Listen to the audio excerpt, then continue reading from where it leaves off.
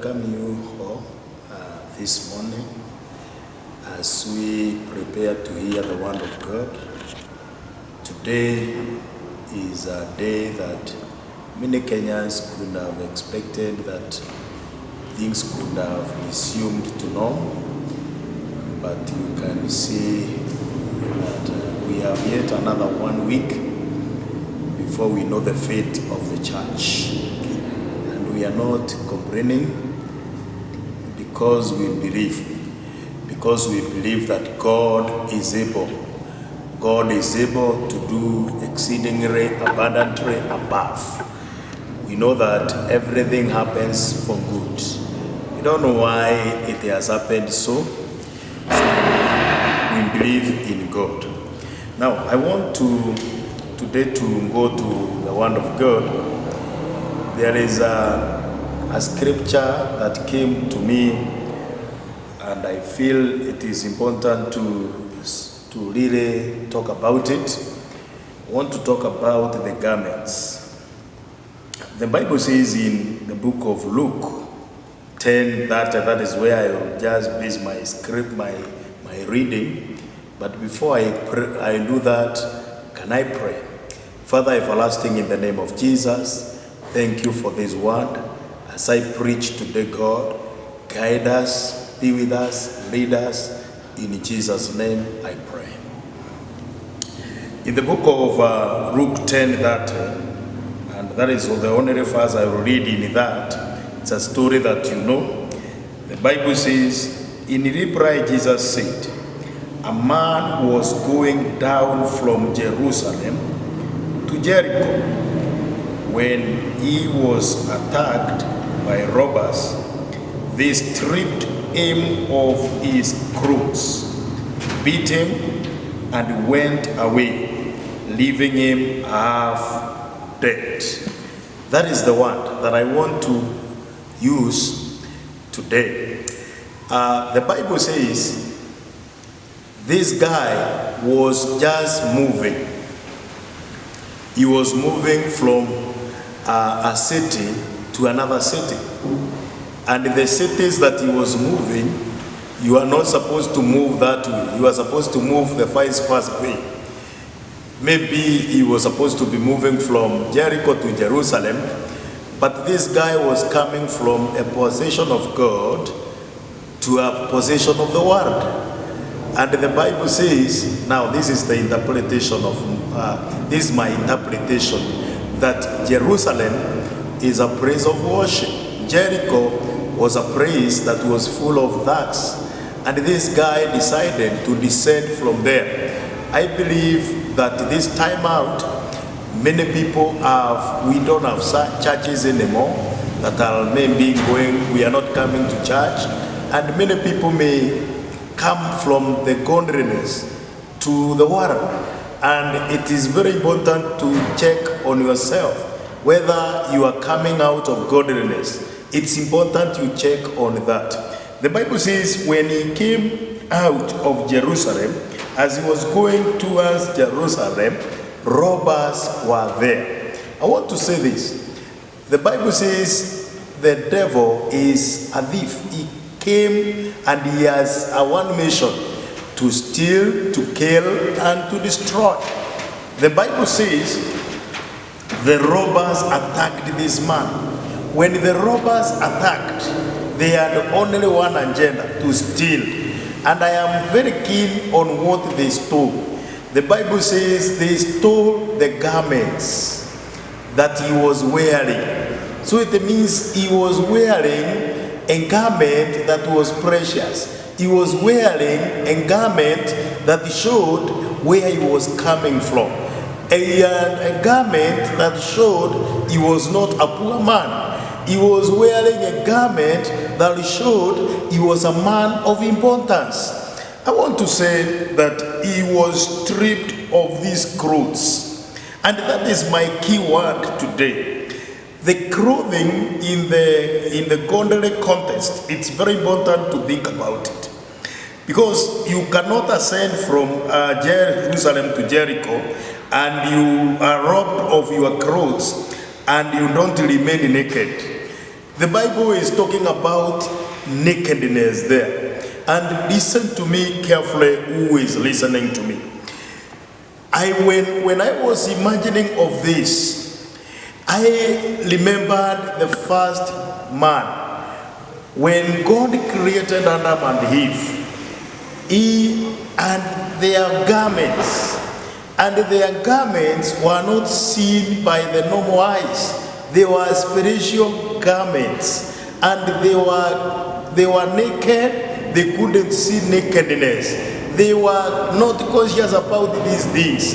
But when they sinned against God, they lost garments that were heavenly garments. And that's why the Bible says in Genesis 3:21 that when God saw that they were naked, when he came to them, they said, we are naked, we are hiding. They had their own garments that they had done. But when God saw it, he had to slaughter a lamb and put a new garment on them.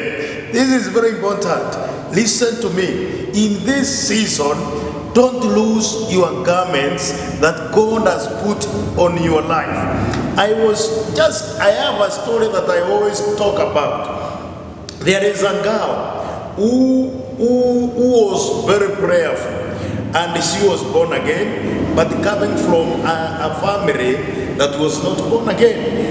And when she got born again, God covered her. But the family were very hostile against this girl. They never loved Christianity. They never loved people that were born again. And this girl, one day, she went for vacation. And as she was praying, the father and the mother were not happy because she sneaked.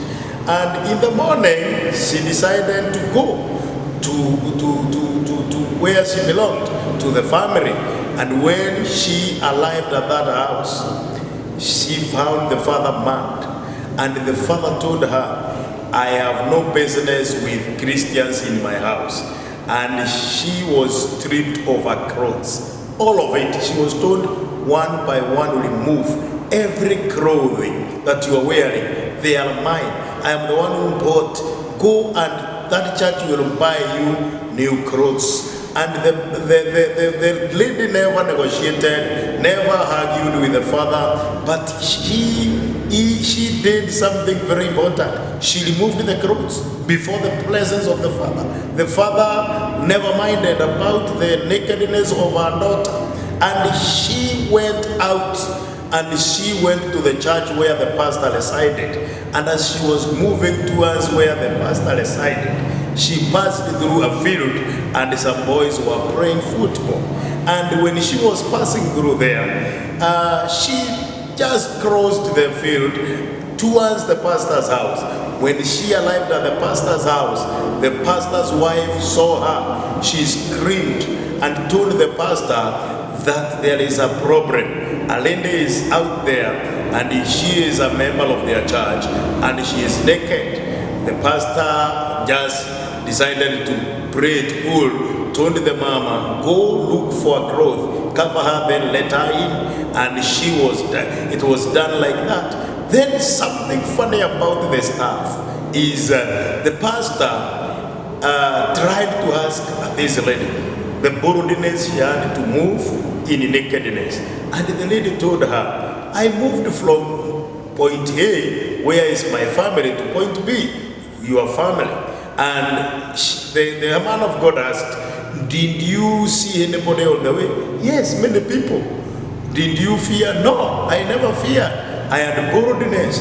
Then, did you pass through the field? Yes. And the boys were there and they stood as I was passing for me to pass. And they were looking at me, everyone was looking at me. Then the pastor was worried man. He decided to go to the field and ask the boys. And when he asked the boys, the shocking story was the boys were amazed. They told the pastor, we saw a girl passing through this field. It is a girl like we have ever seen, but she was wearing a white garment that was white all over, very white, that it was shining and burning our eyes. That is the time the pastor realized God had really clothed this lady from shame. I want to say this. When you are born again, there is a garment that devils can see, no man can see. No demon doesn't see. And this is very important, that you should maintain your divine clothing. Don't defile yourself. When you defile yourself in any way whatsoever, you are either soiling your clothes or you are either removing it all the way. And the first man had no clothes and he was covered. God had covered him. He had a clothing of his own. What do I mean this time? I mean, keep your clothes intact. Let them remain. God has given you clothes that are designed from heaven. They are defined clothes. This man was wearing clothes that symbolize he was coming from Jerusalem. And that's why he was robbed. The thieves were there. I want to say this. If you are a believer, keep yourself intact. Keep yourself with the clothes. Don't remove your clothes. Don't trespass in areas that your clothes can just be gone. There are several and many types of clothes that are spoken of in the Bible. One of the clothes that is spoken of in the Bible is the royal garments, like the one that God had put in the first man, Adam and Eve. Then the second one is the sackcloth. The sackcloth is the cloth that you wear when you are fasting. And these clothes also are a fault. If you decide to wear them, the devil will fight you to strip you out of them. That's why the Bible says, when Haman, if you read Isaiah 3:24 inaongea juu. Look at Haman and Mordecai. Haman was not against anything, but against the garment of sacks that this guy was wearing. He was wearing it because he was mourning. And the Bible says he was very mad because when he was wearing them, he was humbling himself that he could reach God. When you wear the humbling garments, they are called the sackcloths. They may not be seen by human eyes, but you know when you fast, you are already on these garments. And this is very important. How many people today have been robbed of this garment, like Mordecai was trying to be fought by Haman, but he overcame. He decided he cannot remove the garments. He will remain in these garments. And he was there standing and praying and fasting. He fasted and he called everybody to fast. I want to say this. This is the time we wear the garments of sackcloth. We fast, we pray, and listen. God is touched when we fast and pray. These garments should remain in us, Don't allow the devil to take them out of you. Then there are the garments of righteousness. You can learn them from Isaiah 11:5 or Zechariah 3, verse 1 downwards. It talks about garments of righteousness. You remember the Bible talking about Zechariah going to worship and to give a sacrifice. He was a high priest, and as he was going there, the Bible says when the devil looked at him, he said, he is minus the garments. His garments are dirty, they are trashy, they cannot just appear before God. These are the garments of righteousness. How many people today are wearing the garments of righteousness that are filthy? You know, God had to remove these garments from this man that he could qualify to stand now in his places. And I have said this and I will say again, that please maintain righteousness in every area of your life. Righteousness in your mind, righteousness in your spirit, righteousness in your body, righteousness in your mouth, righteousness in your feet, righteousness in your heart, righteousness in your doings, righteousness in your character, righteousness in your business, righteousness everywhere. Show righteousness in every area of your life. That's why when you stand to pray, the devil will not accuse you. The devil will not have any upper hand over you. You need to wear the garments of righteousness. The Bible calls it in Ephesians the breastplate of righteousness. The breastplate. So it means it touches a lot of your heart. The heart is the one that can be defiled. I want to say and challenge you this season that you should maintain righteousness. And I have said that there is no observation. Nobody will observe you. Nobody will follow you. You are saved because you decided to be so. You are righteous because you have decided to be so. Then there is also a garment of faithfulness. That is Isaiah 5:11-5. It talks about the righteousness or the faithfulness of keeping yourself faithful. In our time, I have realized many people are not faithful at all. Family members, married people that can go to Mpango wa Kando, and it is very common in our time. But look at what Joseph did to Potiphar's wife. That is telling me he had to lose a garment that he couldn't hold himself to sin with his lady.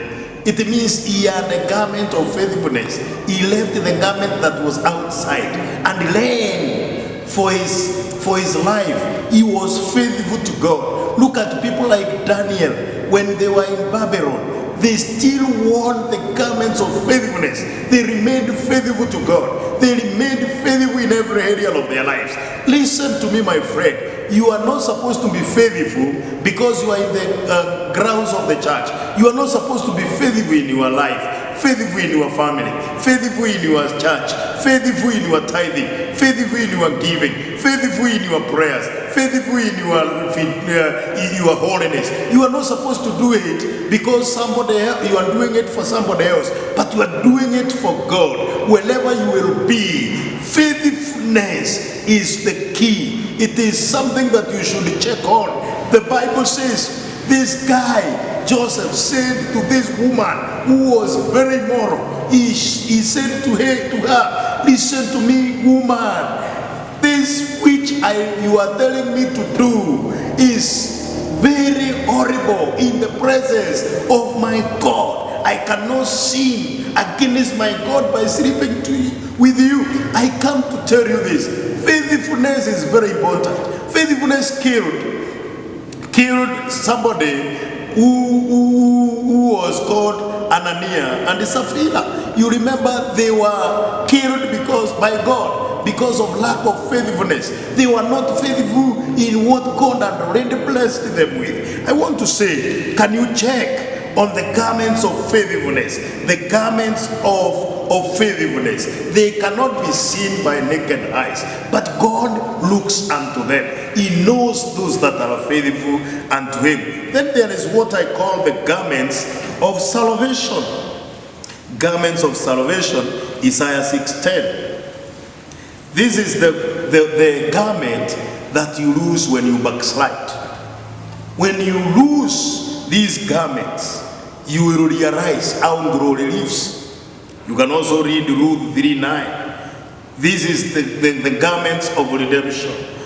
When the prodigal son was coming back to the father, what did the father do in John? Is it John or Luke 15? The Bible says he clothed him afresh. He gave him new clothes. He gave him a signet. He gave him an acceptance. Listen, when you backslide, you lose a garment of salvation. People will see you exposed. People will see you naked. People will see you and they will feel this person is not the same person. The grace of God lives. The favor of God lives. You are only left a miserable person. And that is what happened to the rich young man who had who had taken all the wealth from his father. When he went, he became miserable. He started eating with the pigs, and you know, people can see it. They can see the glory is gone. The glory is not there. Oh, I thank God, because you should maintain the garments of salvation in our time. Have you ever met somebody who was born again and you say to him or her, praise the Lord, alafu he or she tells you, niko salama sana, the garments are gone. Unamsalimia, Bwana sifiwe, wega, niko sawa. The garments are gone. He knows, everybody knows when you are naked or not.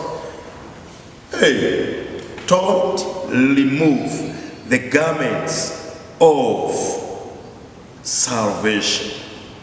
I may talk of more and more. There are also what I call the mantle, garments called the mantle.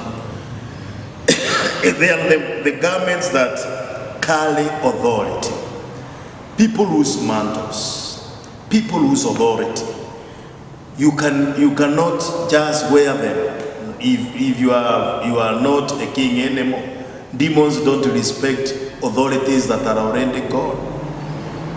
Have you ever heard of a man using authority and excess authority where it says, everybody when I comes in this house you must bow? That is forced authority.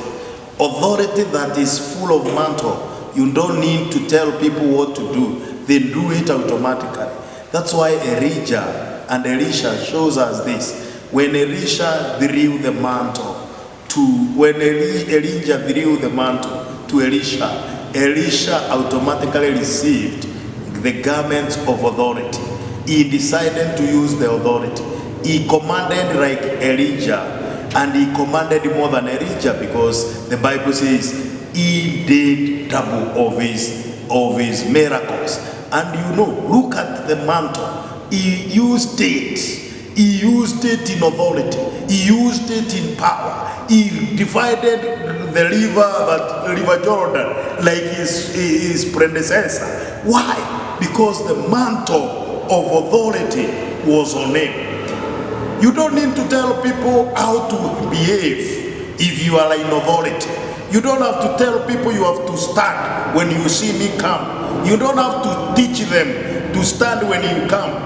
No, they stand automatically if you have the authority. You don't have to tell people bow. No, they will bow even before you know it. Listen, you need to have this mantle. And this mantle is not just gotten from anybody. It's from God. And you can die with it if you have nobody to pass to. That's why Elisha died with it. He had nobody to pass to. He never traded him. So the garments, the mantle of authority. I may not continue. There are minimal mantles, there are minimal garments, and I may not talk about them today. But my main or key one was, this man rose. He was stripped of Assyria's clothing that he was wearing. And when he was left there, he was not only stripped, he was cropped, he was beaten, he was ruined, he was injured, and he was left to die. That's what the Bible says. He was left to die. But do you know, there came people that helped him. Not everybody helps when help is there and it's needed. Help may come from nobody you expect to come from. Maybe this man was a loyal man, but when everybody passed through, he said, I cannot help this guy. But a man who was a strange man came, who was a Samaritan, the story of Samaritan. But the key word was, he was robbed. This time I want to prophesy to you that nothing can be stripped of your life, not your glory, not your salvation, not your prayers, not your faith, not your money. It cannot be stripped out of you. You are going to have it even after the coronavirus episode. This is an episode we don't love too much. But listen, remain with your garments, remain with your clothes, remain with your salvation, remain with your wife, remain with your family. Don't just do it. Yesterday as I was coming from the preaching, I met a man carrying a big bag, and the police made him to stand, and he was asked, where are you coming from? He said, where I am coming from is from my home, and I have decided to go to my own family because I have felt that I can do a lot of injury. I can kill somebody today, and before I kill, I have carried everything that belongs to me that I may go home. Then I laughed because he looked desperate and drunk. And I laughed, why? Because this guy already was losing a family and he was not listening. He was even drunk. The policemen sympathized with him. They never even asked him anything. They told him, just go. You have done well if you have not committed murder. And that we were left laughing. But I went home meditating on the same, that this man was losing his family, and he had a fight, he had a battle. What battle are you passing through right now? Don't be ready to give in that battle. Are you losing something precious to you? Don't lose it yet. Are you losing love? Some people have lost even the garments of love. They don't have love anymore. They are just flat. Please, you can refertilize your love. I said yesterday that you should check on your love. If every time mistakes are done and you blame your partner, you may be the problem, not your partner. Check on that.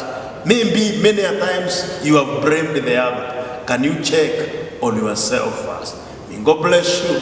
Do you good as you maintain the garments. You can also have the garments of praise. I have not touched on those things because I don't have time for it. May you be blessed in Jesus' powerful name. Father, in the name of Jesus, wherever my viewer is and my listener, Lord, I pray that they will maintain the garments that are anointed in heaven, that devil cannot accuse us that we are naked before you. God, help each and every viewer in the mighty name of Jesus. Thank you, my Father, because I pray this trusting and believing in Jesus' power.